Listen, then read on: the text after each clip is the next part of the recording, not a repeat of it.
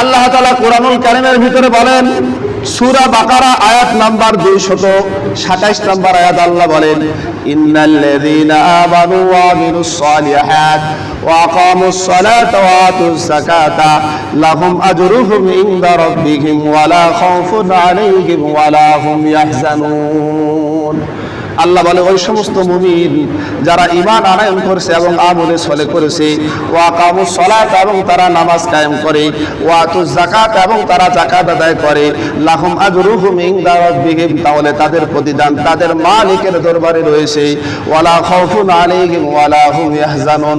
কিয়ামতের ময়দানে এই প্রতিদান পাওয়ার ক্ষেত্রে বান্দার কোনো ভয়ও নাই, ওয়া লা হুম ইয়াহজানুন, বান্দার কোনো টেনশন নাই।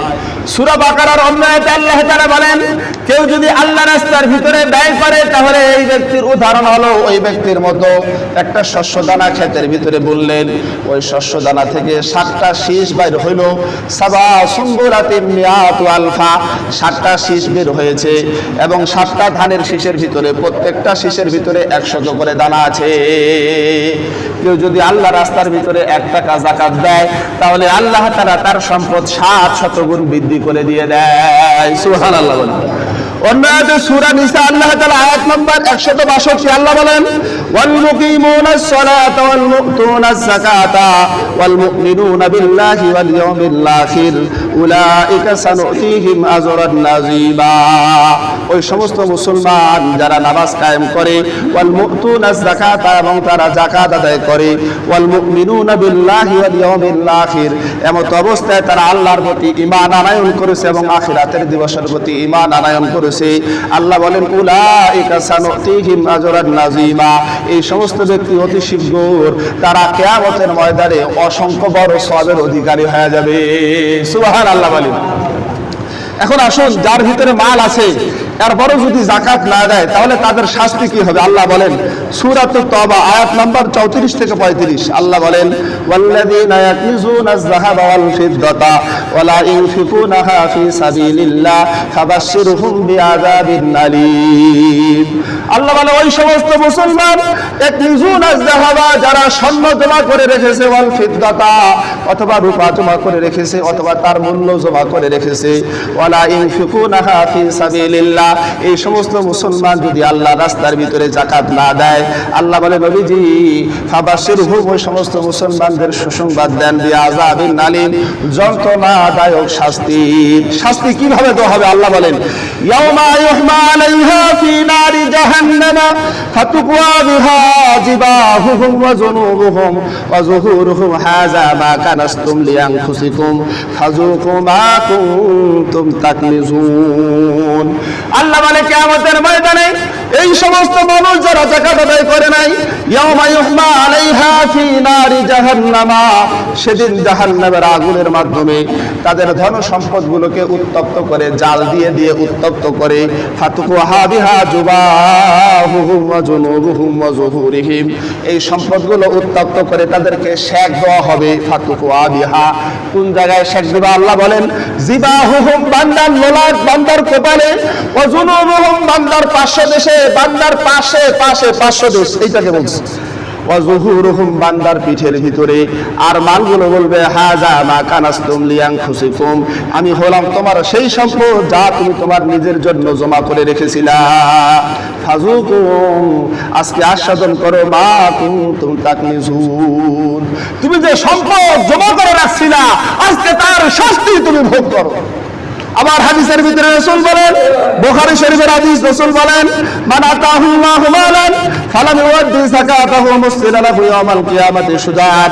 রাসূল বলেন, মান আতাহুল্লাহু মালান, আল্লাহ যেই বান্দাকে সম্পদ দান করছে, ফালাম ইউদ্দি যাকাতাহু, এই বান্দা এর পরে যাকাত আদায় করে নাই, মুসলিলা লাহু ইয়াউমাল কিয়ামাতি সুজান, মুসলিলা লাহু ইয়াউমাল কিয়ামা, কিয়ামতের ময়দানে এই সম্পদগুলো আল্লাহ তাআলা সুজান, সাব আকৃতিতে বান্দাকে সাব আকৃতিতে ধারণ করবে। এরপরে কি হবে? আকরাহু লাহু যাবিবাতান যেই সাপ বানানো হবে ওই সাপের দুইটা মুখ থাকবে। আল্লাহ রাসূল বলে গেছেন, আল্লাহ রাসূল বলেন ইয়াতুকু ইয়াউমাল কিয়ামাহ, কিয়ামতের ময়দানে এই সাপটাকে বান্দার গলার ভিতরে পরিয়ে দেওয়া হবে। সুম্মা ইয়াখুযু বিলাহজিমাতাইহি, এরপরে এই সাপ দুইটা মুখ দিয়া দুইটা সওয়াল দিয়া বান্দার দুইটা ঠোঁটকে কামড়ায়া ধরবে, এইভাবে কামড়ায়া ধরবে। এরপরে সাপটা বলবে সুম্মা ইয়াকুলু, সাপটা বলবে আনা মালুকা ওয়া আনা কানজুকা, আমি হলাম তোমার গচ্ছিত সম্পদ, আমি হলাম তোমার ওই সমস্ত সম্পদ যেটা তুমি ব্যাংকে রাখছিলা, দায়শীদের নাম করে রাখছিলা, ব্যাংকে প্রাইভেট ফান্ড করে রাখছিলা, স্বর্ণ গহনা কিনে জমা করে রাখছিলা, আমি হলাম তোমার এই সমস্ত সম্পদ। এখন আসুন, যারা ফিতরা আদায় করবেন, যারা যাকাত আদায় করবেন, কাকে ফিতরা দিবেন, কাকে যাকাত দিবেন, এই যাকাতের খাত আল্লাহ তাআলা উল্লেখ করে দিয়েছেন সূরাতুত তাওবা আয়াত নাম্বার 60। আল্লাহ তাআলা এইখানে 8টা খাতের কথা বলেছেন। আল্লাহ বলে ইন্নামাস সাদাকাতু লিল ফুকারা'i ওয়াল মাসাকিন ওয়াল আমিলিনা ওয়াল মুআল্লাফাতি কুলুবুহুম ওয়া ফির রিকাবি ওয়াল গারিমিনা ওয়া ফি সাবিলিল্লাহ ওয়া বিনিস সাবিল ফারিদাতাম মিনাল্লাহ ওয়াল্লাহু আলিমুন হাকীম। আল্লাহ বলেন সদকা দিবা, তোমার ফিতরা দিবা, তোমার যাকাতের টাকা দিবা। 1 নাম্বার খাত লিল ফুকারা, ফকিরদেরকে তোমার যাকাতের খাতের তোমার এই টাকা ফিতরার টাকা ফকিরদেরকে দিবা। ফকিরের শব্দ হলো যার কাছে কোনো কিছু আছে, আর মিসকিন এর পরের খাত হলো ওয়াল মাসাকিন, এবং মিসকিন বলা হয় যার এখন খাবে তার কোনো কিছু নাই। ফকির আর মিসকিনের ভিতরে আরবিতে পার্থক্য আছে। ফকির যার কিছু আছে, মিসকিন যার কিছু নাই। তাহলে 1 নাম্বার ফকিরকে যাকাত দিবেন। যে সমস্ত মানুষ আপনার বাড়িতে ভিক্ষার জন্য আসে, কিন্তু দেখবেন ফকিরের ক্ষেত্রে আপনার একটা তালাশ করা লাগবে। বর্তমান আছে বাস্তবে কিছু ফকির, আর বর্তমান আছে ব্যবসায়ী কিছু ফকির। এই পথটাকে সে তার ব্যবসা হিসেবে গ্রহণ করছে, উপার্জনের খাত হিসেবে গ্রহণ করছে। অন্ধ মার্কেটে, আপনারা বলেন না অন্ধ মার্কেট, এই মার্কেটটা তো একসময় অন্ধ ভিক্ষুকদের ছিল। এই মার্কেটের আজকে কত টাকা দাম। এই ধরনের অন্ধদেরকে যদি আপনি আপনার ফিতরা দেন, যাকাত দেন, তাহলে আদায় হবে নাকি বলেন? আদায় হবে না। যেই ফকির ভিক্ষা করতে করতে বাড়ি 10 তলা দিয়া দিছে, বাড়ি বিল্ডিং করে ফেলছে, ওকে যদি যাকাত দেন, ফিতরা দেন, তাহলে আদায় হবে না।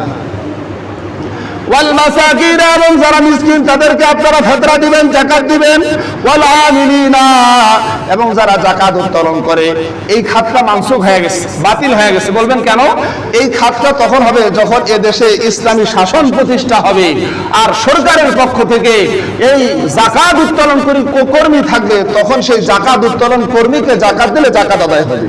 এই খাত মানসুখ। ওয়াল মুআল্লাফাতি কুলুবুহুম, এই খাতটাও মানসুখ। এটা হচ্ছে ওই সমস্ত ইহুদি যারা ইসলামের দিকে আকৃষ্ট হওয়ার জন্য তাদেরকে যাকাত দেওয়ার একটা খাত ছিল, এই খাতটা মানসুখ হয়ে গেছে। এই খাতে কেউ যদি যাকাত দেয় তাহলে যাকাত আদায় হবে না। অফির রিকাব, এবং দাস মুক্তির জন্য, বর্তমান দাস প্রথা আছে নাকি বলেন? তাহলে এই খাত মানসুখ হয়ে গেছে, এই খাতে আর যাকাত দেওয়া যাবে না।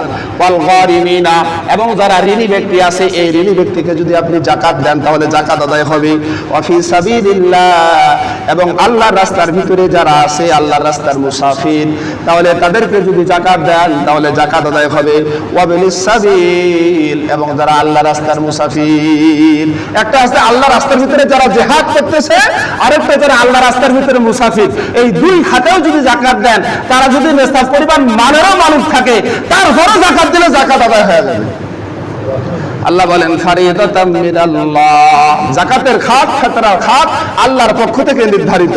আল্লাহু আলিমুন হাকীম, আল্লাহ তাআলা মহাজ্ঞানী এবং হিকমতওয়ালা। আল্লাহ